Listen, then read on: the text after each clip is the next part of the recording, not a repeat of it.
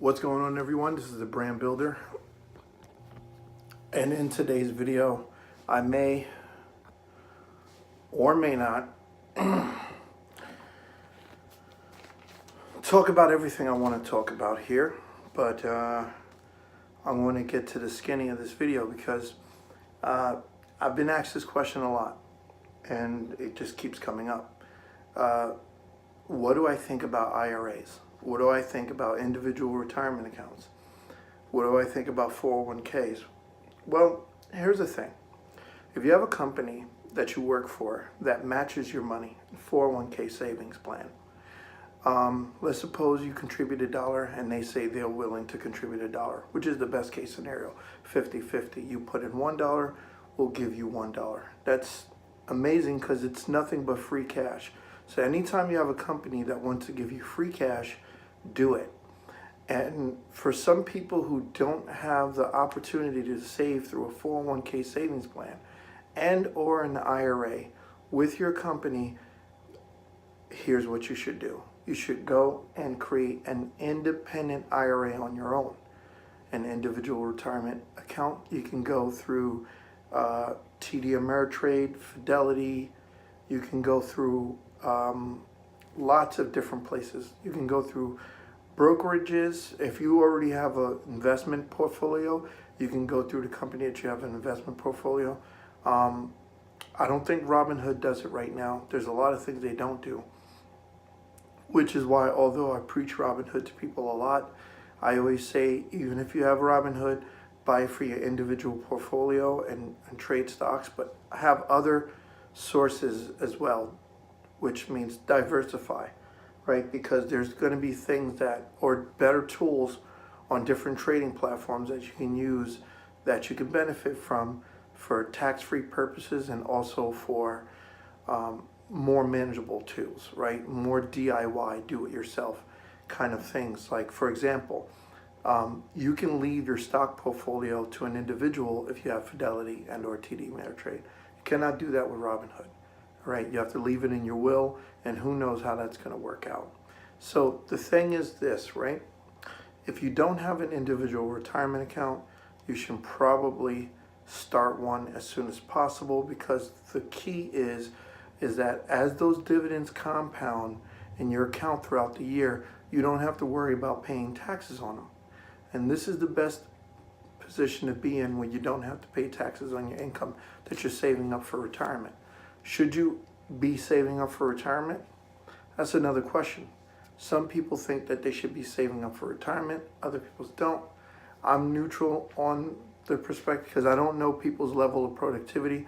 I don't know whether you know how to hack your way into having what you need before it's retirement time or not. I can't really determine that decision for other people. But so some people are like, oh yeah, what do you do with your coins? Or what do you do after you cash your coins? Or what do you do when you get enough cash?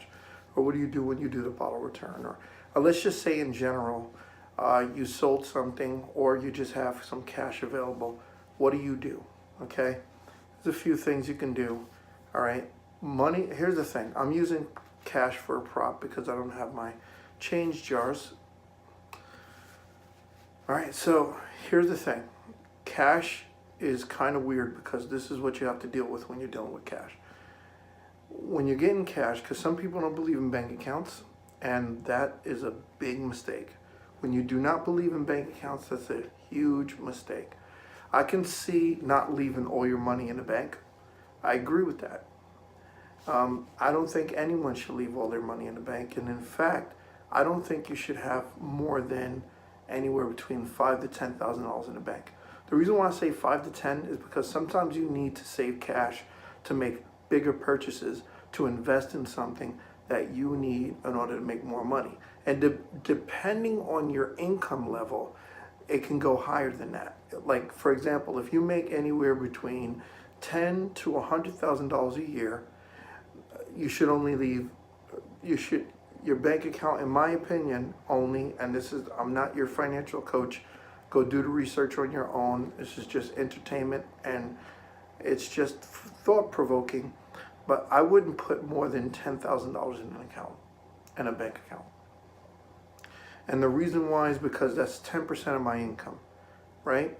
I would rather be utilizing more of my money toward investments that make me more money, like stocks, real estate, and other types of peer lending programs and stuff of that nature.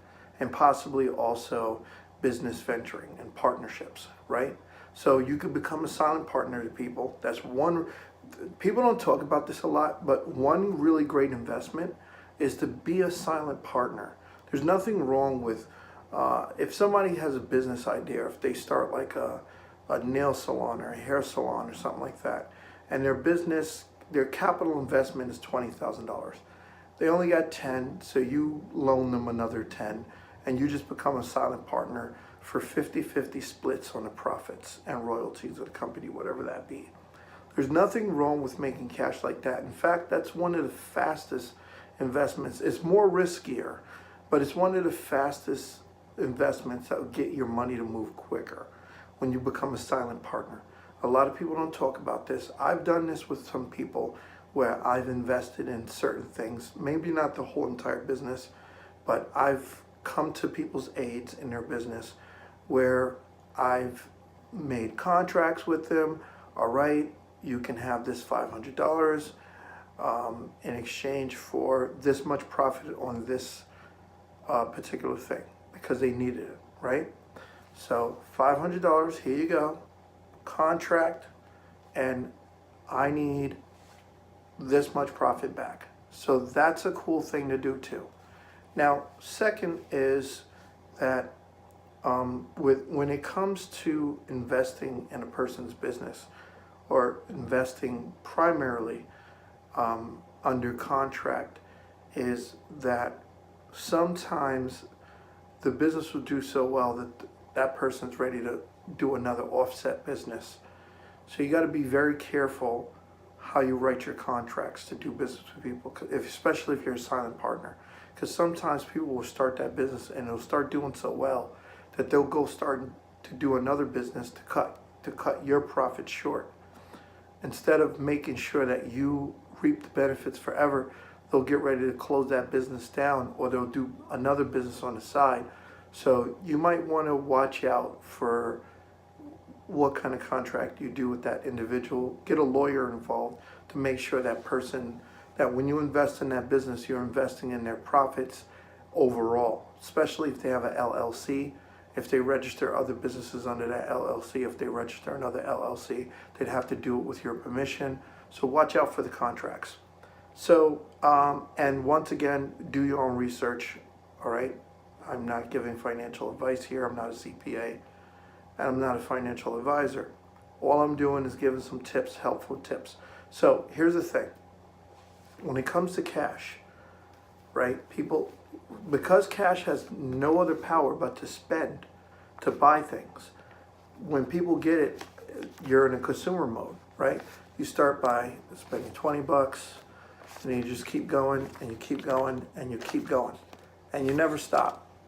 It's just, you find things to spend money on. It just doesn't stop.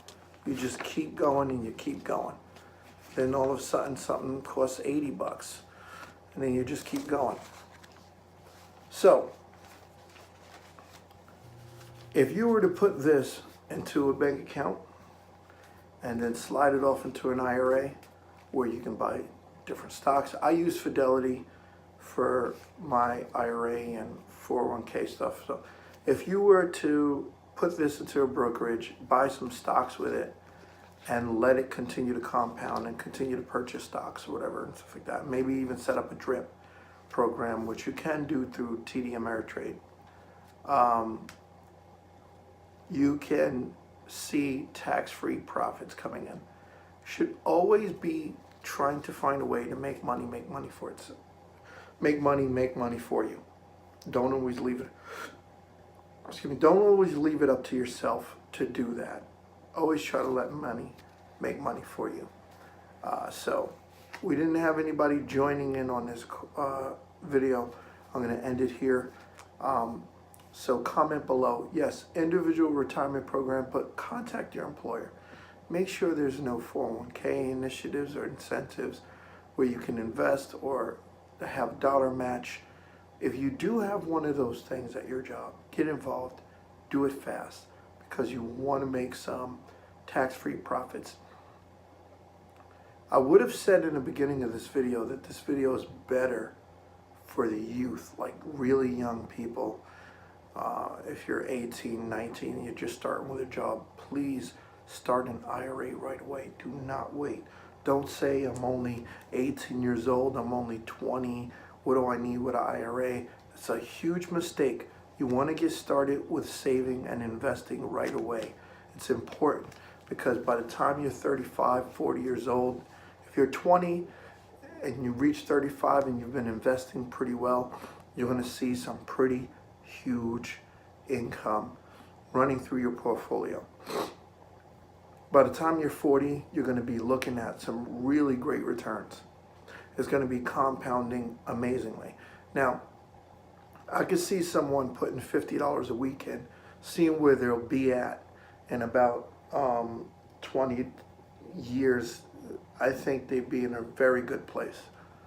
And especially if you can invest your tax returns, that would be good too. One of the ways that you can actually start investing in yourself without spending your money is to start budgeting for stuff, right?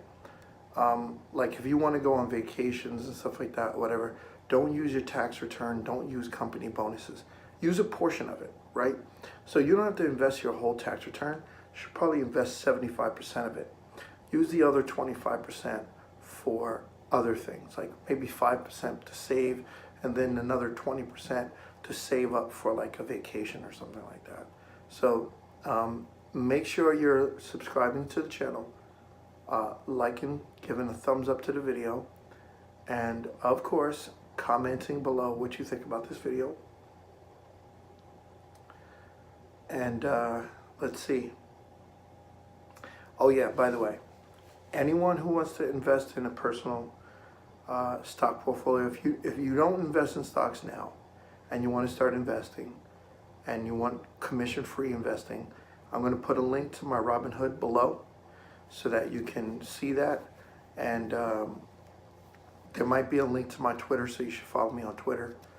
And let's see what else.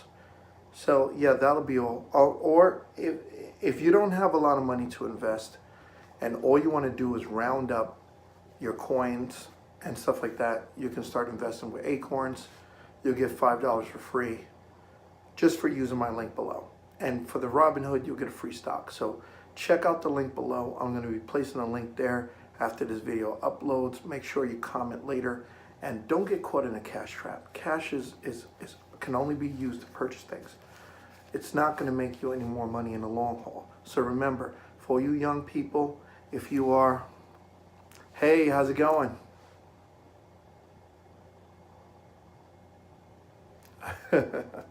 So anyway, I'm going to be ending this video right now, and make sure you comment. If you commented, comment again after the video uploads, and I will address your questions then. So just don't fall for the cash trap. Make sure you invest in some of your money if you want to do that. Entertainment purposes, I'll just appreciate the thumbs up on the video. If you want to give me a thumbs up, that would be amazing. Or comment below so that we can have fun here. Have a good one, guys. Enjoy.